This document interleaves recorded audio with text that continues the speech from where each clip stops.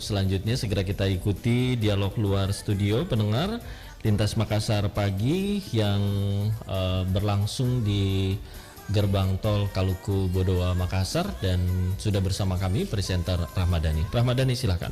Baik, terima kasih rekan Ida Malik di Studio Pro 1 RRI Makassar. Assalamualaikum warahmatullahi wabarakatuh dan selamat pagi pendengar dimanapun Anda berada. Kami saat ini berada di gerbang tol Kaluku Bodowa Makassar, dan saat ini juga kita akan menghadirkan dialog interaktif luar studio dengan topik tol layang mampukah menjadi solusi kemacetan dan mobilitas. Tol layang AP Petarani yang baru diresmikan pada tanggal 18 Maret di tahun 2021 ini. Baik, dan ini telah menjadi juga ikon baru di kota Makassar. Kita akan membahasnya di dialog interaktif di pagi hari ini bersama narasumber kami Bapak Ismail Malyungan, Direktur Teknik dan Operasi PT Makassar Metro Network. Selamat pagi, Assalamualaikum warahmatullahi wabarakatuh Pak Ismail. Waalaikumsalam warahmatullahi wabarakatuh. Selamat pagi. Ya, apa kabar? Alhamdulillah. Alhamdulillah sehat ya. Baik, selain Pak Ismail Malyungan, pagi hari ini kita juga sudah bersama dengan pakar transportasi dari Universitas Hasanuddin Makassar, Bapak Dr. Insinyur Irsan Ramli STMT. Selamat pagi, Assalamualaikum warahmatullahi wabarakatuh. Selamat pagi Pak Rahmat, Assalamualaikum warahmatullahi wabarakatuh. Selamat pagi, salam sejahtera pemirsa sekalian. Baik, iya, dan tentunya kalau kita berbicara mengenai tol layang AP Petarani ini adalah suatu kebanggaan bagi masyarakat kota Makassar ya, adalah ikon baru yang baru saja juga diresmikan oleh Menteri PUPR pada tanggal 18 Maret 2021. Nah, kalau kita berbicara mengenai tol layang ini, nah Pak Ismail nih yang lebih mengetahuinya ya. Nah, Pak Ismail ini berbicara mengenai tol layang AP Petarani, ini seperti apa sih investasi jalan tol ini? Ini memakan biaya yang cukup besar pastinya dengan kemegahan jalan tol yang kita lihat saat ini, Pak Ismail. Ya, Mbak Dani. Jadi yang pertama, satu kesyukuran buat kita semua warga Makassar, warga Sulawesi Selatan. Alhamdulillah, sebuah ikon baru yang kita sebut sebagai jalan tol layang Andi Pangeran Petarani terhadir di Makassar dan sudah beroperasi sebagaimana kita tahu bersama telah diresmikan oleh Bapak Menteri PUPR dan sekarang sudah dinikmati oleh masyarakat secara umum. Euforia masyarakat di awal pengoperasian ini luar biasa dan tentu ini menjadi kebanggaan buat kami sebagai badan usaha jalan tol. Nah, jalan tol ini kita bangun kurang lebih hampir 3 tahun, dimulai dengan bulan Mei 2018, selesai jalan tolnya di September tahun 2020 kemarin. Kemudian kami juga selain membangun jalan tol, juga memperbaiki atau menata jalan Andi Pangeran Petarani existing yang ada di bawah. Sebagaimana kita sudah lihat sekarang ini kondisinya. Gitu. Jadi jalan tol ini adalah investasi swasta yang disebut sebagai KPBU, kerjasama pemerintah dan badan usaha skemanya. Kami PT Makassar Metro Network mendapat mandat untuk membangun jalan tol ini. Jadi investasi ini dilakukan oleh Makassar Metro Network lewat pemegang sahamnya sebuah holding company, perusahaan terbuka, perusahaan publik yang namanya Nusantara Infrastructure. Jadi Nusantara Infrastructure lah ini yang punya selama ini yang membangun jalan tol ini. Jalan tol ini dibangun, ya kita sudah publish, sudah sering lihat di media, dibangun dengan 2,31 triliun. Ini sebuah investasi yang luar biasa buat Sulawesi Selatan. Dan sekarang ini ya kita sudah lihat hasilnya bersama, menjadi kebanggaan buat kita sebagai warga kota. Demikian Mbak Dani. Iya. Nah ini seperti itu perjalanan investasi, dan kalau kita berbicara mengenai perjalanan pembangunan jalan tol ini, apakah banyak mengalami kendala atau lancar-lancar saja Pak Ismail Malyungan? Iya, jadi sebelum kita membangun, kita sudah membuat suatu studi dan juga kebetulan dibantu oleh Pak Dr. Isran yang membantu kita melakukan studi, dan memang kita sudah menginventaris problem-problem yang akan muncul. Jadi mitigasinya kita sudah siapkan dari awal. Gitu. Nah, ada banyak problem yang muncul di perjalanan Kita tahu bersama di sana Jalan Petarani itu adalah jalan yang paling sibuk, salah satu jalan paling sibuk di Kota Makassar. Kemudian kita dalam tanda petik masuk ke sana, melakukan program, melakukan pekerjaan konstruksi yang begitu besar. Kemudian di sana ada ruang terbuka hijau, ada utilitas, semua ini dari awal sudah kita mitigasi sehingga dalam proses perjalanannya alhamdulillah bisa kita kendalikan semuanya dengan baik. Memang beberapa kali ada terjadi kemacetan-kemacetan, ini suatu hal yang lumrah dan normal saja saya kira, walaupun saya bilang tadi kita sudah mitigasi. Ada saja hal-hal yang insidentil yang terjadi, inilah yang kita bersama-sama dengan semua pihak, ada perhubungan, kepolisian, Kementerian PUPR, dan ya tentu warga Kota Makassar yang memberikan pengertian terhadap proses itu. Demikian. Baik, nah ini kalau kita berbicara mengenai jalan tol layang AP Petarani, pasti semua ingin mengakses jalan ini Pak ya. Baik, saya pernah bahkan mendengar bukan hanya kendaraan roda 4 aja yang pengen untuk naik ke jalan tol layang tersebut, tapi kendaraan roda 2 bahkan bentor juga pengen untuk menikmati jalan tol tersebut. Nah ini sebenarnya siapa saja yang memang bisa mengakses jalan tol layang ini Pak Ismail? Jalan tol itu sudah diatur dengan sebuah ketentuan perundang-undangan. Jadi jelas di sana diatur jalan tol itu hanya untuk kendaraan bermotor roda 4 atau lebih. Baik. Nah, cuma memang ada sebagian masyarakat kita karena euforia tadi yang saya sebutkan di awal, pengen juga menggunakan jalan tol ini, melihat bagaimana sih Kota Makassar kita pandang dari ketinggian 20 meter dengan berkendara gitu.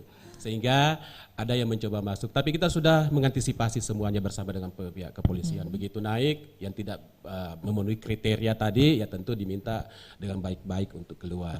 Nah, memang antusiasme masyarakat luar biasa. Di awal kita mengoperasikan, jadi tanggal 18 diresmikan, tanggal 19, 20 dan 21 itu yang kebetulan Jumat, Sabtu dan Minggu, itu terjadi peningkatan traffic kurang lebih hampir 10.000. Ini memang pengguna yang mau melihat jalan tol ini. Jadi ini bukan orang yang karena sebuah perjalanan pengen ke suatu tempat, memang datang untuk melihat ini, untuk melihat jalan tol. Baik, jadi akhirnya jalan tolnya macet ya Pak ya?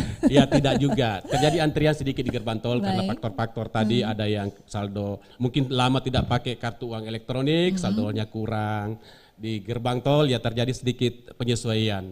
Baik. Iya, gitu, Pak Dani. Ya, saya ke Pak Isran Ramli. Pak Isran udah menikmati jalan tol layang AP Petarani ini Pak Isran ya? Alhamdulillah.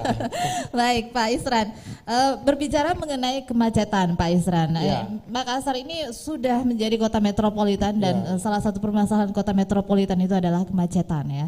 Nah ini apakah kehadiran jalan tol layang AP Petarani ini bisa dikatakan mengurai kemacetan Pak Ismail?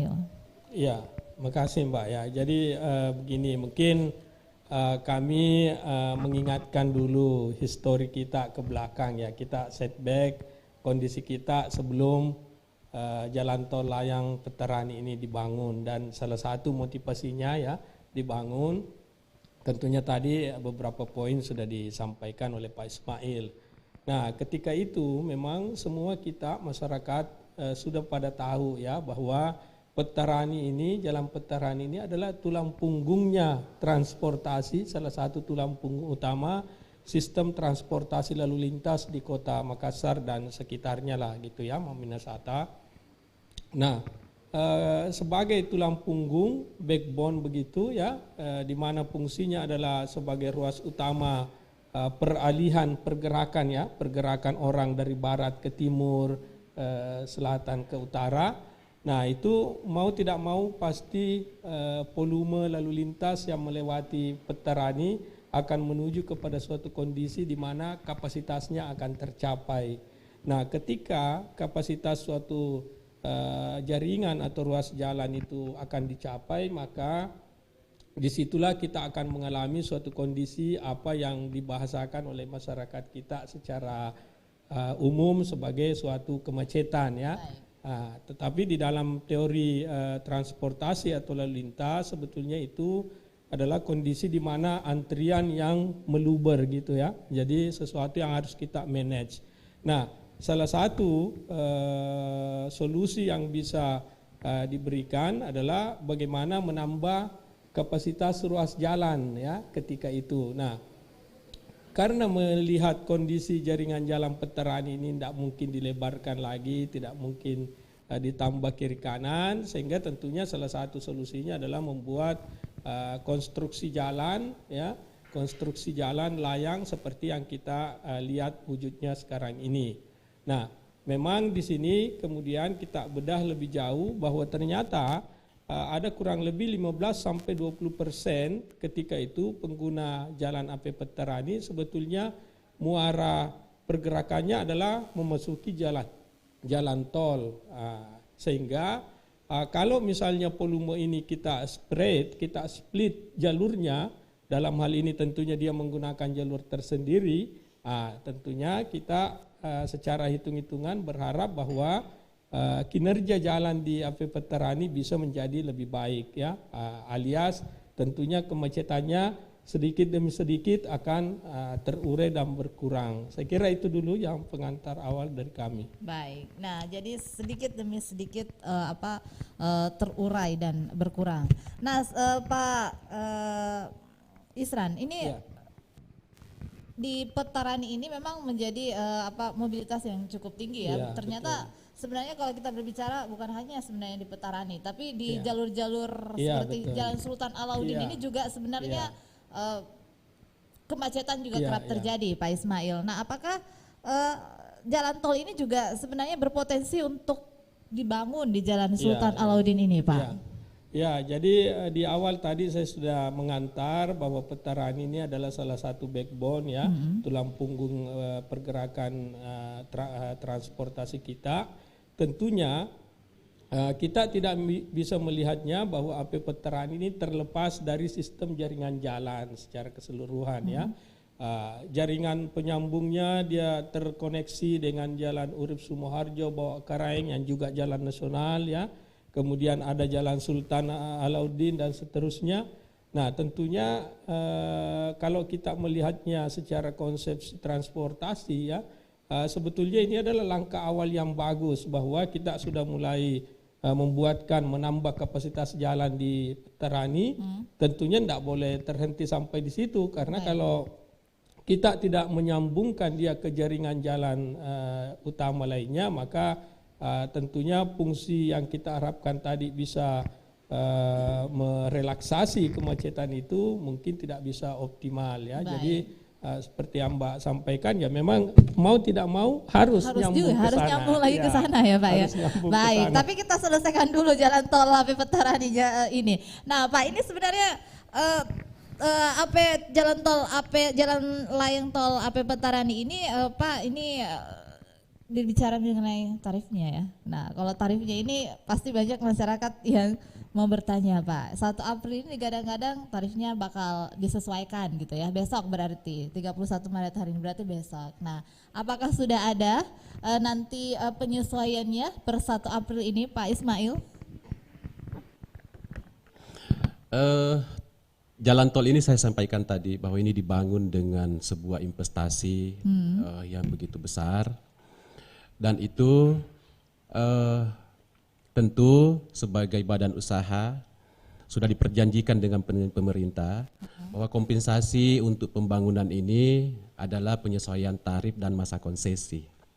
Nah, dengan selesainya ini, dengan beroperasinya jalan tol layang ini, tentu perjanjian dengan pemerintah itu akan ada penyesuaian tarif. Baik. Nah, tarif itu ditetapkan dengan keputusan Menteri PUPR. Kapan berlakunya, kemudian berapa besarnya, itu akan ditetapkan dengan keputusan menteri itu. Baik. Nah, saat ini sedang berproses, kita sedang menunggu keputusan menteri itu terbit. Idealnya sih di awal April. Idealnya terbit. Di awal April, iya. Baik. Nah, cuma sampai sekarang ya masih dalam proses, kami sedang menunggu tarif itu diterbitkan oleh kementerian. Baik, jadi ini masih gratis, ya, masih gratis pengoperasionalnya, belum ada tarifnya, ya, untuk per 1 April besok, ya Pak, ya, belum, ya? Iya, jadi sebenarnya ini juga yang banyak persepsi tentang gratis ini di masyarakat yang perlu kami luruskan. Jadi yang dimaksud dengan gratis itu adalah belum ada penyesuaian tarif Jadi ketika kita lewat Jalan Petarani yang terhubung langsung dengan jalan tol yang sudah ada sebelumnya, tarifnya masih tetap. Masih tetap Iya, ya, demikian baik. juga sebaliknya ketika kita dari jalan tol yang ada sekarang masuk ke Petarani, itu juga tarifnya masih tetap. Itu yang dimaksud oleh Pak Menteri kemarin waktu diwawancara oleh wartawan sebagai masih gratis. Jadi Petaraninya belum dibayar. Belum gitu. dibayar. Iya. Nah ini yang akhirnya timbul di masyarakat, kok saya lewat tol layang dibayar Ji, dia bilang begitu kan. Nah ternyata itu belum dilakukan penyesuaian, jadi sebenarnya tidak gratis ya, sebenarnya tidak gratis seperti itu.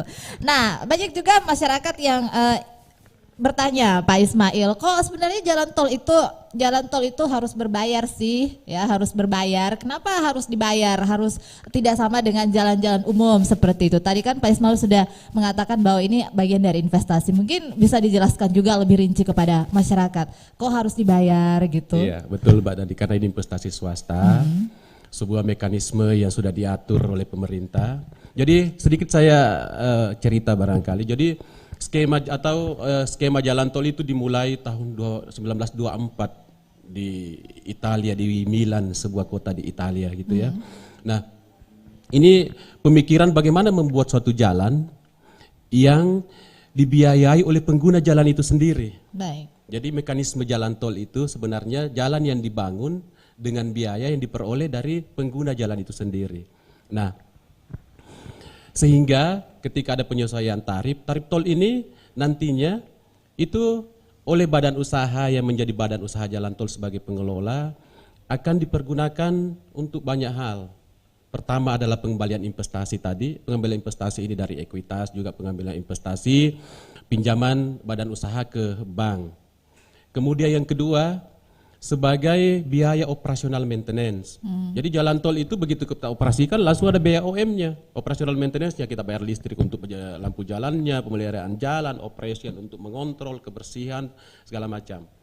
Nah, jadi tarif tol itu dipakai untuk biaya operasional maintenance. Kemudian tarif tol juga itu sebagian juga kontribusi badan usaha terhadap pemerintah dalam bentuk pajak. Jadi jalan tol ini bayar PBB seperti rumahnya Mbak Dani juga tuh. Kita bayar PBB, bayar PPH. Jadi ketika jalan tol ini punya laba nanti itu dikembalikan sebagian ke pemerintah, kontribusi kita ke pemerintah dalam bentuk pembayaran PPH. Kemudian tarif tol ini juga karena ya sekarang pemerintah lagi gencar-gencarnya bagaimana mengundang investor-investor untuk membantu pembangunan infrastruktur di negara kita ini. Nah, sehingga tarif tol ini juga penyesuaiannya untuk menjamin keberlangsungan usaha, menjamin kondisipnya dunia usaha dalam bidang investasi jalan tol. Jadi kurang lebih seperti itu Mbak Dani. Baik. Nah Pak, karena bertarif ya Pak Ismail, karena harus dibayar gitu, dan ternyata banyak dari masyarakat kita yang lebih memilih wah jangan di jalan tol deh mahal gitu. Nah ini akhirnya berimbas lagi bahwa di jalan umum itu macet Pak, karena ada pembayaran seperti itu yang harus diakses jalan tol. Nah ini bagaimana menurut Anda bahwa untuk mengurai kemacetan seperti ini ya konsekuensinya pasti harus berbayar gitu. Ini isu yang menarik sebetulnya apa yang disampaikan oleh Pak Ismail sudah mengantar tadi konsep tentang pengembangan suatu jalan tol ya. Mungkin saya menambahkan bahwa sesungguhnya konsesi atau pembayaran yang masyarakat atau pengguna jalan tol lakukan itu sebetulnya untuk nilai manfaat bagi pengguna itu sendiri ya.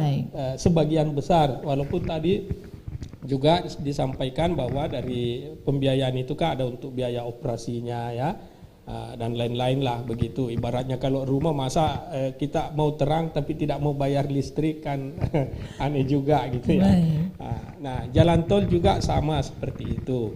Nah apa sih konsep jalan tol bagi pengguna sesungguhnya ya diadakan. Jadi seperti yang Pak Ismail sampaikan tadi, ide awalnya kan seperti itu. Nah kenapa begitu?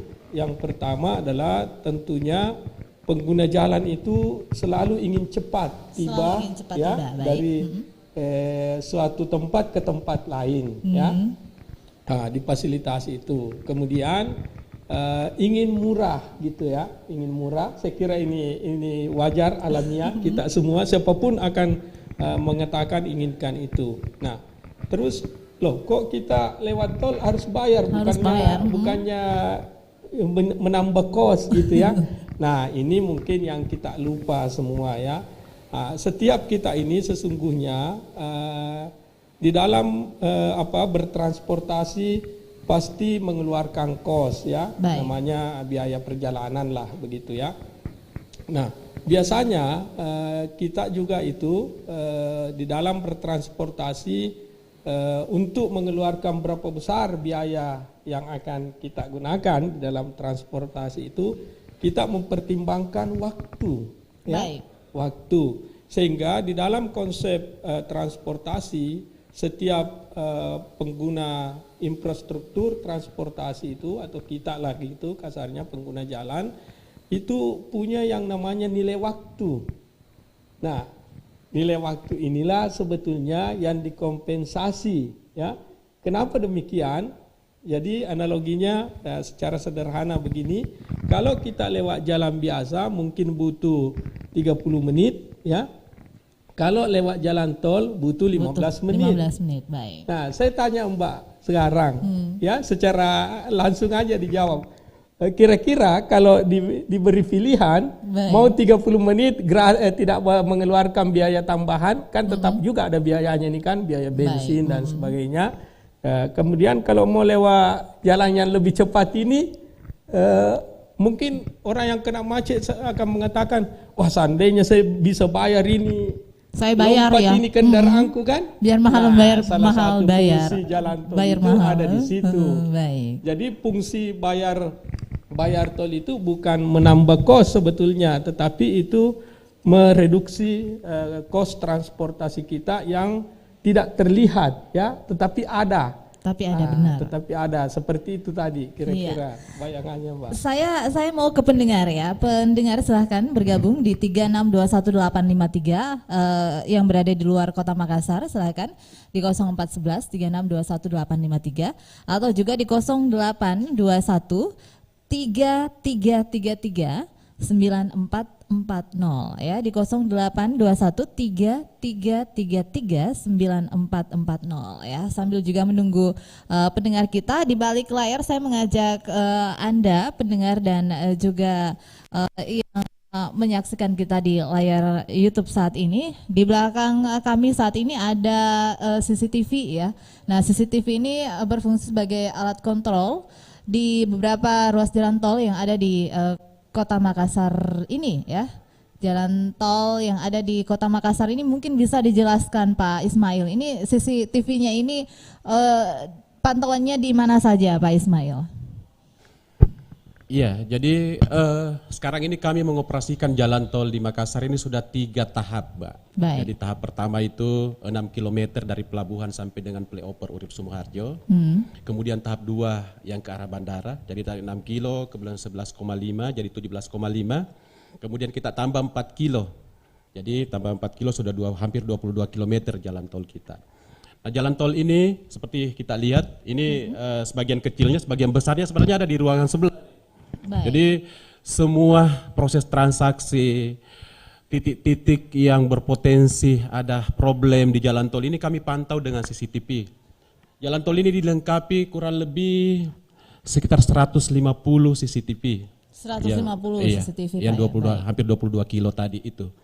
Jadi terutama di gerbang-gerbang tol. Semua kalau Mbak Dani lewat di jalan tol, begitu transaksi semua transaksi tercapture. Jadi selain dideteksi oleh sistem peralatan jenis kendaraan golongan berapa, tarifnya berapa, juga di capture.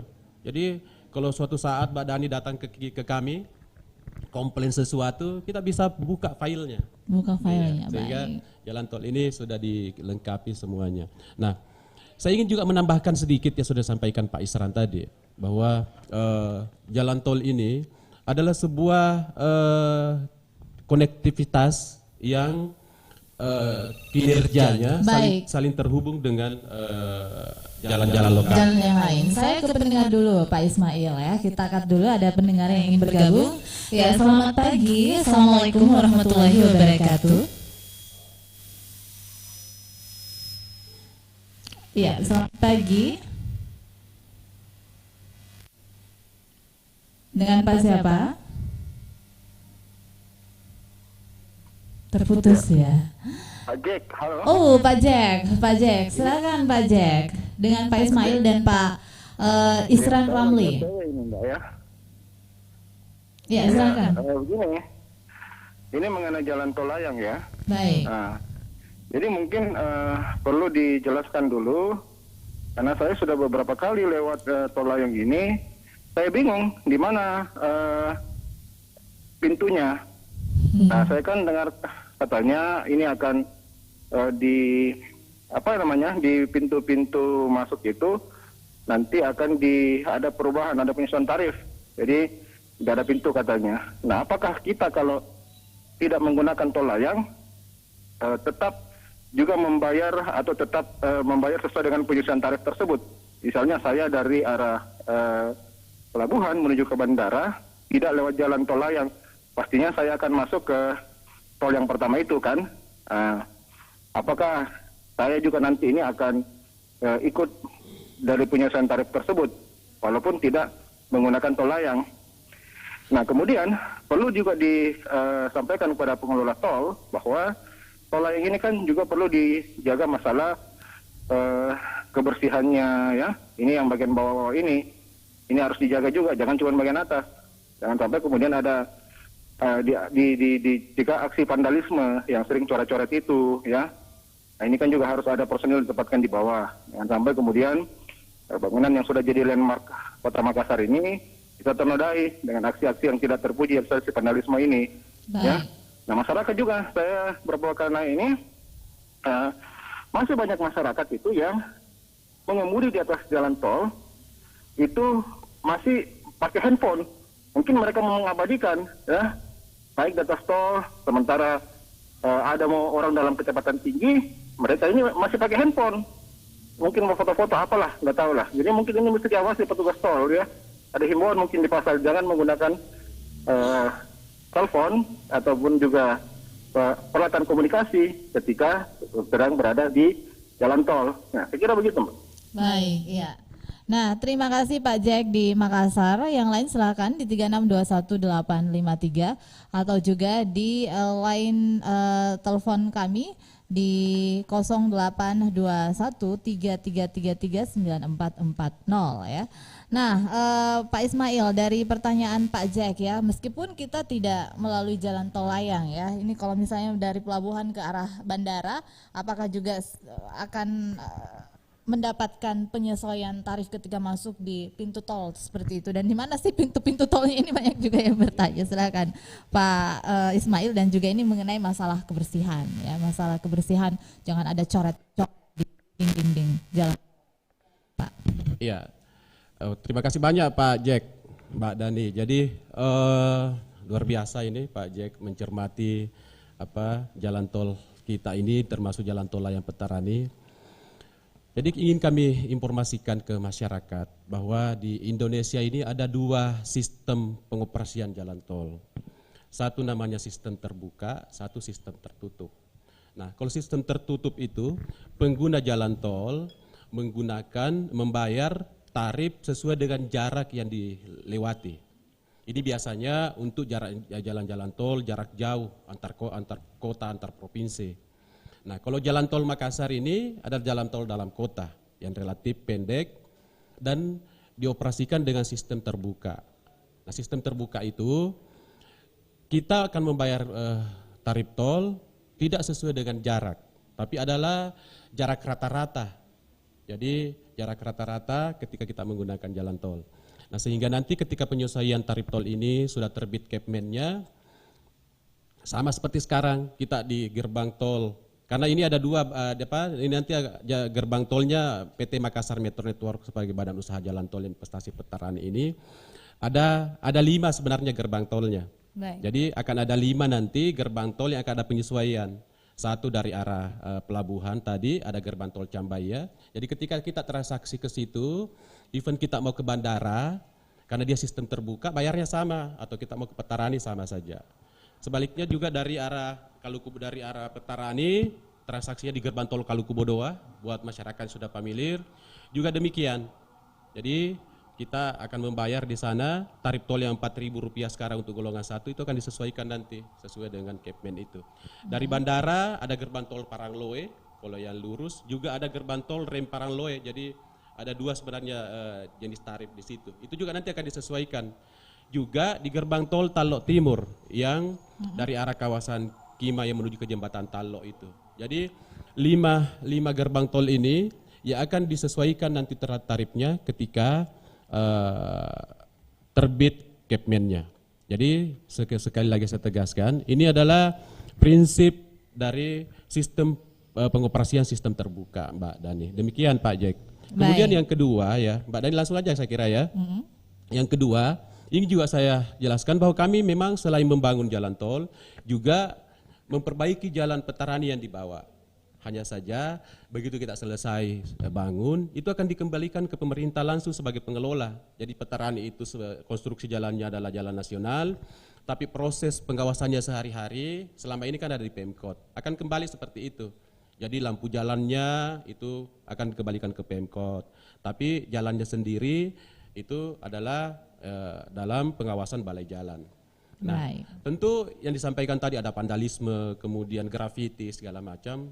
Nah, saya kira inilah yang menjadi tanggung jawab kita bersama, masyarakat, pemerintah, kami sebagai badan usaha, untuk kita jaga bersama aset ini sehingga tidak dicoret-coret, tidak dirusak oleh masyarakat. Baik, nah ini ternyata banyak juga yang ingin bertanya ya dari pemirsa yang menyaksikan kita melalui live YouTube di kesempatan pagi hari ini. Ada Muhammad Saiful ya, dialog yang menarik bisa menambah wawasan ya. Tol layang memang bagus banget, tapi banyak masyarakat yang belum paham aturan di jalan tol, Pak Ismail. Nah, seperti itu. Ya, silahkan yang lain juga bisa berkomen di media sosial RRI Makassar, link kami untuk live YouTube. Dan pendengar juga masih bisa bergabung di 3621853. Nah, Pak Ismail ya, Pak Ismail ini tantangan-tantangan sebenarnya yang dihadapi dalam pengoperasian jalan tol layang ini dan berbicara mengenai kemacetan ya. Salah satu penyebab kemacetan tersebut adalah karena sekarang ini memang masyarakat bisa lebih mudah untuk membeli kendaraan. Nah, ini meskipun jalan tol ada Pak dan pelebaran jalan, tapi daya beli masyarakat juga terhadap kendaraan ya ini juga cukup tinggi. Nah, ini bagaimana menjawab tantangan ini, Pak Ismail? Iya, betul Mbak ya. Jadi Pak Isran ya, mungkin saya luruskan. Pak Isran ya, silakan Pak Isran. Ini sama-sama berinisial I, jadi ketukar. Silakan Pak. Oke. Saya kira menarik pertanyaan dari pemirsa di medsos ya, bahwa apa namanya tadi itu mereka sebetulnya secara awam belum memahami ketersambungan penggunaan tol layang Petarani dengan tol yang ada sekarang. Tapi saya kira tadi sebetulnya Pak Ismail sudah menyampaikan, apalagi persepsi masalah gratis itu ya. Jadi saya kira sudah clear bahwa gratis belum dikenai beban biaya menggunakan yang sudah ditambah yang baru ini konstruksinya ya.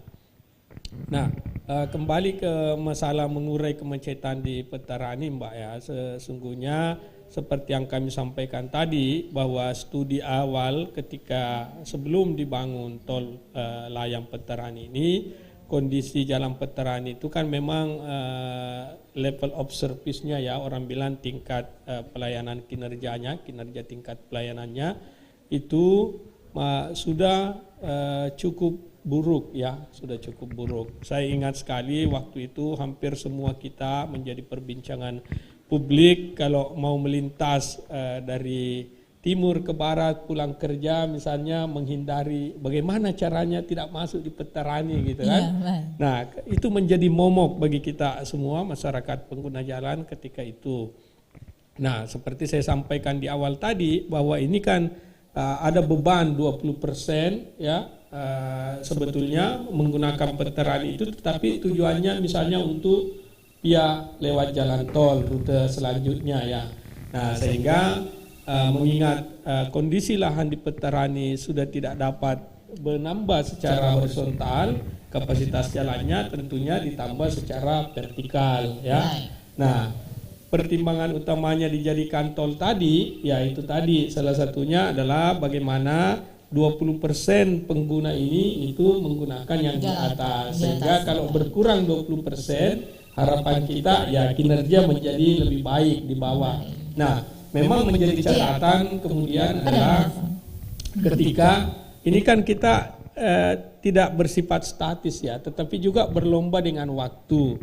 Ada variabel lain, ada unsur lain, faktor lain yang menjadi salah satu pemicu antrian panjang kemacetan itu, yaitu masyarakat kita kan juga harus diakui secara objektif dan jujur, dan tentunya juga bangga ya bahwa tingkat kepemilikan kendaraan masyarakat kita juga makin bertambah. Ya. Kita ke penelpon dulu Pak Isran. Ya, halo, selamat pagi. Assalamualaikum warahmatullahi wabarakatuh. Terputus ya. Silakan kembali di 3621-853 atau juga di 0821-3333-9440, dan kami juga live via YouTube di pagi hari ini. Selamat pagi. Assalamualaikum warahmatullahi wabarakatuh. Waalaikumsalam. Iya, dengan Pak siapa Pak? Iya, kembali Pak Jack. Saya Pak masih Jack. penasaran nih. Kebetulan saya lagi standar 4 ini ODW tadi, jadi saya kebetulan menarik, saya mau standar 4 dulu ini di jalan menuju Makassar Baru. Iya, begini, mungkin sekarang sebentar saya akan naik tol lagi nih ya, kalau mau ke wilayah Makassar. Nah, jadi begini Pak ya. Nah, ini kan saya pertama tanya juga ini, saya tol ini kan agak buntung ya. Apakah memang desainnya seperti itu gitu ya? Agak buntung ya? Apa maksud buntung? buntung? Maksud saya di ujung di Petaran itu dia kenapa turunannya agak apa ya? Satu turunan ini dengan tanjakan ini dibuat terpisah. Nah, apakah memang nanti ini akan ada rencana lebih lanjut lagi untuk pengembangannya ya, untuk developnya? Nah, kemudian kita kan tidak tahu situasi di Makassar bisa saja kolaps. Kita kan biasa tahu bahwa sering kali ada demo begitu ya. Nah, ketika ada demo ini kan biasa jalan macet-macet, terutama jalan Petarani. Nah, pengalaman di beberapa jalan tol, taruhlah misalnya di Jakarta, ketika terjadi demo, jalan sampai demo, ini jalan bisa diarahkan ke masyarakat, diarahkan ke jalan tol. Nah, apakah bisa seperti itu begitu ya? Ketika katakanlah di jalan Petarani ini terjadi kondisi lalu lintas yang kolaps, sama sekali macet parah, nggak bisa bergerak kendaraan sama sekali. Apakah kendaraan ini bisa diarahkan lewat jalan tol layang ini begitu ya? Nah, yang kemudian saya juga ingin tanya ini ya, saya beberapa lewat itu ada petugas yang di atas jalan tol itu tempatkan, saya hampir nabrak. Untung saya tempo hari cepat ngerem juga, saya nggak lihat ada petugas yang di atas itu menabrak. Harusnya petugas mungkin kalau ingin mengawas ya pasang CCTV saja di situ. Jadi ketika ada masyarakat mungkin yang katakanlah singgah, nah mungkin ada patroli yang jalan nanti untuk datang ke sana. Gak usah di jalan tol situ ditempatkan pos ya, dengan tenda-tenda itu kan sangat berbahaya sekali. Mungkin bisa dipertimbangkan nanti nih bagi pengelola ya. Jadi saya pikir itu. Iya, Pak Jack ini lagi muter-muter jalan tol nih Pak Jack. Saya mah dari Makassar Baru sekarang. Iya, ya ini silakan Pak Ismail langsung dijawab ke Pak Ismail yang lebih mengetahui ini kenapa sampai katanya buntung gitu. Saya nggak paham juga ini. Silakan Pak Ismail. Iya, sebelum menjawab pertanyaan Pak Jack yang terakhir tadi masih ada satu pertanyaannya yang belum saya jawab sebenarnya. Yang pertama tadi tentang ada orang yang berkendara pakai handphone. Ini sehubungan dengan pertanyaan yang kedua sebenarnya. Baik, jadi sebenarnya standar penggunaan jalan tol itu tidak jauh berbeda dengan jalan-jalan yang lain, jalan arteri, jalan nasional. Yang berbeda tadi hanya untuk yang misalnya dibatasi kendaraan bermotor roda 4. Tapi penggunaan handphone, kita harus pakai safety belt, berkendara lambat di sebelah kiri sama saja. Di jalan tol juga seperti itu. Hanya penegakannya di jalan tol memang lebih terarah, lebih terukur gitu. Dibanding dengan jalan-jalan arteri, jalan nasional, jalan kota, memang lebih kompleks problemnya. Iya. Nah, kemudian kenapa ini buntung gitu? Jadi ini sudah terjawab langsung sebenarnya oleh Pak Jack sendiri tadi. Ya, kalau kita sudah kasih langsung turun begitu, bagaimana bisa disambung? Ya kan? Jadi sekarang dibuat terpotong seperti itu, dilengkapi dengan off ramp dan on ramp kiri kanannya. Itu untuk persiapan disambung ke depan. Mari kita berdoa bersama sehingga ini bisa segera disambung. bisa segera disambung, bisa segera ya. disambung sehingga kita punya sistem transportasi yang lebih handal, lebih baik sebagai bagian dari program Makassar ini menjadi kota dunia gitu ya. Baik. Nah kemudian tadi ya karena orang yang singgah segala macam ya terpaksa kami melakukan hal yang sesungguhnya tidak standar. Tapi ini adalah mitigasi tanggap darurat sebenarnya dengan kondisi yang kami alami di awal pengoperasian. Karena orang singgah jauh lebih berbahaya begitu banyak. Jadi kami harus membuat matriksnya nih, manfaat mudaratnya. Nah karena banyak orang singgah, banyak orang yang ingin foto-foto yang tidak bisa kita kendalikan hanya dengan CCTV, terpaksa kami pasang orang di sana. Tapi sebenarnya tenda-tenda yang kami pasang itu sudah dilengkapi dengan rambu. Jadi sama dengan kita melakukan pekerjaan pemeliharaan di jalan tol, kita pasang rambu di depannya. Jadi kalau masyarakat sebenarnya berkendara dengan memperhatikan sistem rambuan, harusnya sih ada peringatan jauh sebelum sampai ke titik tenda itu. Gitu. Baik. Iya. Nah, ya mungkin ada tambahan dari Pak Isran dulu sebelum kita jeda. Ya, saya kira menarik masukan dari Pak Jack dan saya kira memang konsekuensi diputus belum tersambung ya. Artinya stop sampai di situ tidak berarti itu tidak bersambung dan insya Allah ya kita mendorong semua masyarakat, Pak Jack tentunya juga seperti itu, mengharapkan ini segera disambung ya. Tentunya memang untuk menyambung itu butuh biaya investasi paket berikutnya misalnya ya, tahap berikutnya misalnya, dan tentunya kita yakin betul bahwa pengelola jalan tol yang ada sekarang juga sedang melakukan upaya-upaya untuk dapat segera menyambung sehingga fungsi daripada tol layang ini yang salah satunya diharapkan mengurai kemacetan di Petaradi bisa menjadi lebih bagus, lebih optimal ya. Baik. Ya, kita ke studio dulu untuk kita dengerin musik ya. Kita jeda sejenak dan nanti kami akan kembali lagi bersama dengan Anda. Tetaplah bersama kami di Dialog Interaktif. Mampukah jalan tol AP Petarani mengurai kemacetan dan mobilitas masyarakat?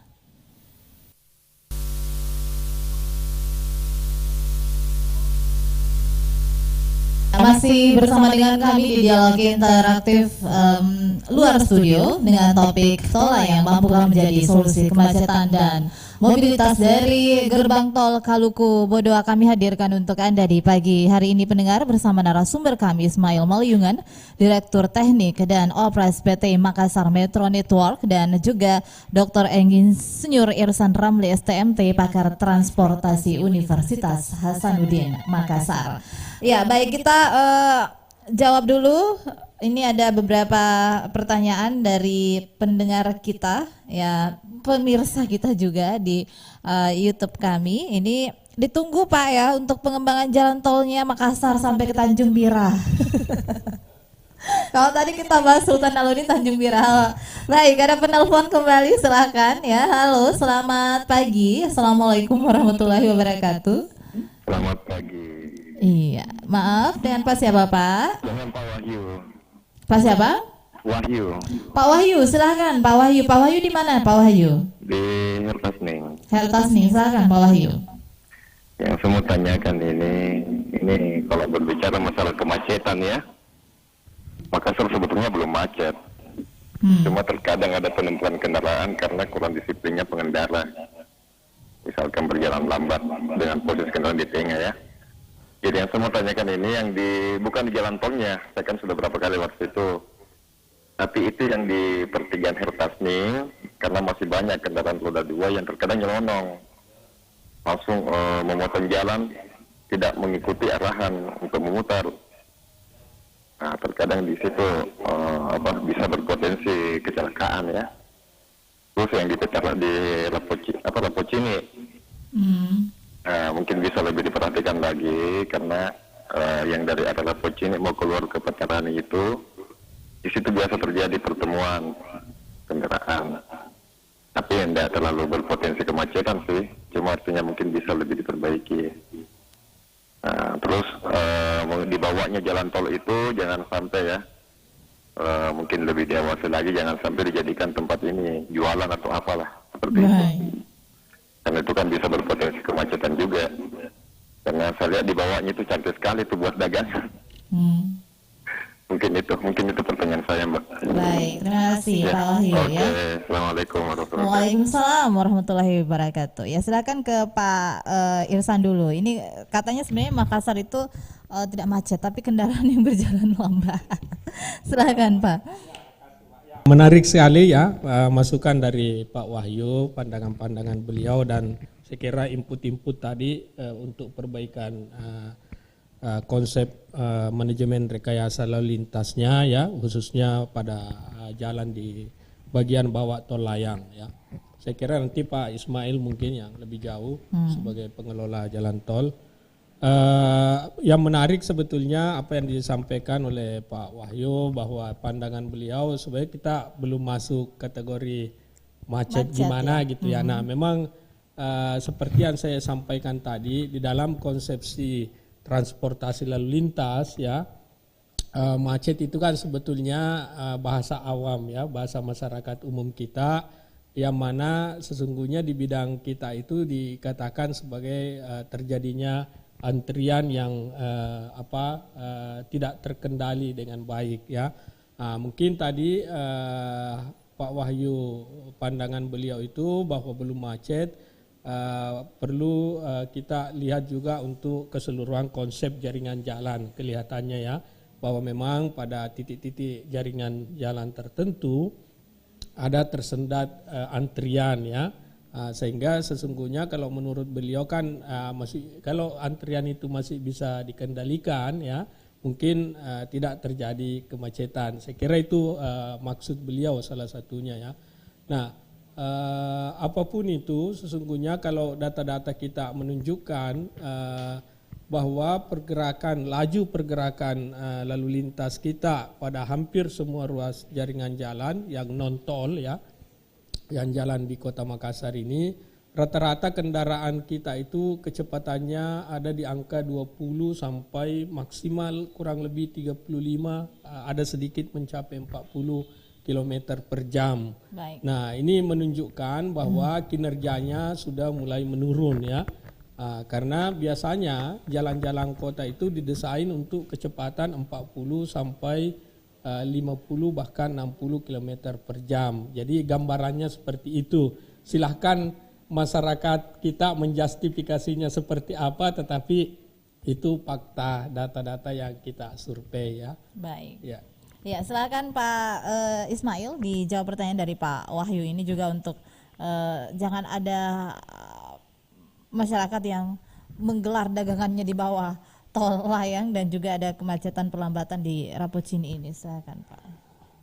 Iya, jadi ketika jalan tol layang beroperasi ini, tentu dia menjadi satu kesatuan kinerja dengan jalan Petaranian di bawah, gitu ya. Nah, memang kita punya batas kewenangan dan batas fungsi sebenarnya. Jadi kami itu bertanggung jawab terhadap jalan tolnya. Tapi seperti saya sampaikan tadi, untuk dibawanya akan dikembalikan ke pemerintah, perwakilan pemerintah pusat maupun pemerintah daerah untuk pengelolaannya. Gitu. Namun demikian, tentu karena memang kami dalam pengoperasian jalan tol ini terus bersinergi dengan berbagai pihak, dari Dinas Perhubungan, Kepolisian. Nah ini secara rutin dan kontinu memang kita koordinasikan apa yang terjadi di jalan tol maupun di jalan-jalan arteri. Ini menjadi masukan buat kami dari Pak Wahyu tadi. Baik. Iya. Kemudian ada satu Mbak yang ketinggalan tadi, ketika jalan arteri itu macet, bolehkah kendaraan dialihkan ke jalan tol? Baik, ini sangat iya. perlu diluruskan memang bahwa itu karena dia satu kesatuan kinerja dengan jalan Petarani. Secara otomatis ketika terjadi kemacetan, ya memang akan beralih ke jalan tol. Jadi secara otomatis sebenarnya itu akan terjadi. Baik. Iya, Pak, saya pengen mewakili teman-teman supir PT-PT ya, supir PT-PT tol ini. Saya biasa naik PT-PT trayek tol. Nah ini apakah trayek tol PT-PT trayek tol ini juga akan dikenakan tarif penyesuaian tarif tol Pak? Atau ada alternatif lain yang diberikan oleh Pak Ismail mungkin seperti itu?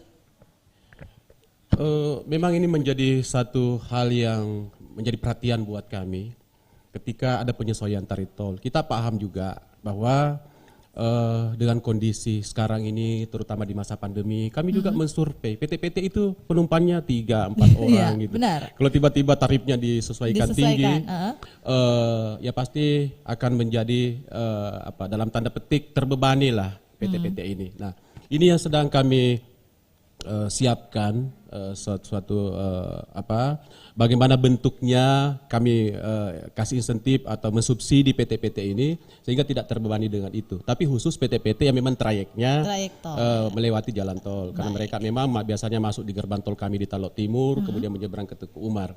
Nah, ini kami sudah jauh hari sudah berkoordinasi dengan Organda, sudah terbangun sebuah komunikasi yang baik. Dan kelihatannya kita sudah bisa menemukan titik temunya. Tapi nanti akan kita sampaikan secara resmi. Kita akan coba memberikan sebuah perlakuan khusus dalam bentuk insentif terhadap angkot ini. Karena jumlahnya tidak begitu besar. Baik. Nah ini kita 3 menit jelang pukul 10. Ada waktu buat Bapak Ismail dan Pak Isran untuk closing statement. Silahkan Pak Ismail dan juga nanti Pak Isran. Oke. Jadi terima kasih banyak ke masyarakat, ke RRI Pro 1 juga yang sudah memediasi kita berdialog interaktif pada pagi hari ini. Kami sebagai Badan Usaha Jalan Tol sekali lagi mengucapkan terima kasih ke masyarakat atas kesetiaannya menggunakan jalan tol. Kami membangun jalan tol ini kurang lebih dari 2 tahun. Masyarakat bisa bersabar. Nah, kemudian selanjutnya masa pengoperasian ini sebuah tantangan buat kita semua juga. Ya seperti saya sampaikan tadi, akan ada penyesuaian tarif tol, mari kita sambut proses penyesuaian ini dan bisa memahami apa yang telah kami sampaikan lewat dialog ini, bahwa sesungguhnya tarif tol itu tadi adalah untuk pengembalian investasi, pemeliharaan operasional, kemudian kontribusi terhadap pendapatan daerah maupun negara. Nah, sehingga penyesuaian tarif ini bisa dipahami nantinya. Nah, kemudian yang kedua adalah bagaimana kita menjaga aset ini. Seperti tadi Pak Jack sampaikan, memang sudah terjadi itu. Sudah ada yang mencoba mencoret-coret, membuat grafiti, karena memang sangat menarik buat orang-orang yang merasa diri kreatif. Iya. Jadi kita perlu jaga bersama sehingga ini juga konstruksinya tidak terganggu. Karena struktur ini kita harus wariskan ke depan, ke anak cucu. Jadi jalan tol ini didesain untuk bukan lagi puluhan tahun, ratusan tahun nih desainnya. Baik. Nah, kita masyarakat Makassar inilah yang bisa menjaga ini bersama. Ya saya kira itu kalau dari saya. Baik, silakan Pak Isran, 1 menit waktu kita. Pertama-tama tentunya kita semua sebagai masyarakat pengguna jalan ya bersyukur bahwa salah satu upaya untuk mengurai kemacetan lalu lintas transportasi di Jalan Veteran ini sudah kita mulai ya, sudah dimulai. Oleh karena itu kami atas nama masyarakat tentunya mendorong dan mengharapkan sebagaimana disampaikan tadi bahwa optimalisasi fungsi daripada jalan tol ini tidak akan terlepas juga dari sebagai bagian dari jaringan jalan yang ada. Dalam hal ini khususnya untuk jaringan jalan Veterani yang dibawa tol layang itu yang dibawa pengelolaan pemerintah langsung ya, apakah itu oleh pemerintah pusat melalui balai dan pemerintah provinsi ya melalui dinas terkaitnya. Kita mendorong ada sinergi di dalam memelihara dan mengoperasikan kedua sistem jaringan jalan ini, sehingga dengan keterpaduan itu maka fungsi optimalisasi daripada jaringan jalan tol layang ini bisa kita capai bersama. Yang kedua adalah bahwa kita berharap ini segera tidak berhenti tetapi dilanjutkan pembangunan jaringan jalan tolnya sesuai dengan perencanaannya, apakah sampai ke ujung kota Makassar di wilayah Barombong sana ya, dan juga ada juga yang mengharapkan disambungkan juga ke area Maros Pia Untia begitu ya Pak Ismail ya kalau nggak salah Baik. konsepnya. Saya kira itu harapan kita sebagai masyarakat Makassar. Baik, Pak Isran Ramli dan juga Pak Ismail ya, saya bacakan juga dari YouTube. Kemarin sudah sempat lewat jalan tol layang, Masya Allah serasa bukan di Makassar. Sempat terlintas di pikiran saya kapan akses jalan ke kampung halaman saya senyaman ini ya. Terima kasih Bu Sri dan juga Pak Hamka, Petarani tidak macet lagi, Makassar keren, goes di Petarani jadi lebih mantap. Ya, jadi lebih mantap, jadi lebih asri dan kita jaga tol layang AP Petarani ya supaya bisa menjadi ikon Kota Makassar yang tentunya bisa mengurai kemacetan. Saya Dani, Pak Ismail, Pak Isran, terima kasih atas waktunya bersama dengan kami. Ya, dan sebagai penanggung jawab program acara Kepala LPP RRI Makassar Bapak M. Laharudiarso dan co-produser Kepala Bidang Pemberitaan Radio Republik Indonesia Makassar Bapak Andi Asman Esos dan kru yang bertugas hari ini ada pengarah acara Alfianus dan Ibu Dewi serta Ibu Hayati dan juga kru teknik studio ada kru teknik di lapangan ada Yudhistira Oki Nurdianto, Amir Pella dan teman-teman yang bertugas di studio maupun juga di pemancar Ribu Rani dan Bonto. Sungguh mengucapkan terima kasih. Semoga apa yang kami hadirkan di pagi hari ini bisa memberikan manfaat untuk Anda. Wassalamualaikum warahmatullahi wabarakatuh.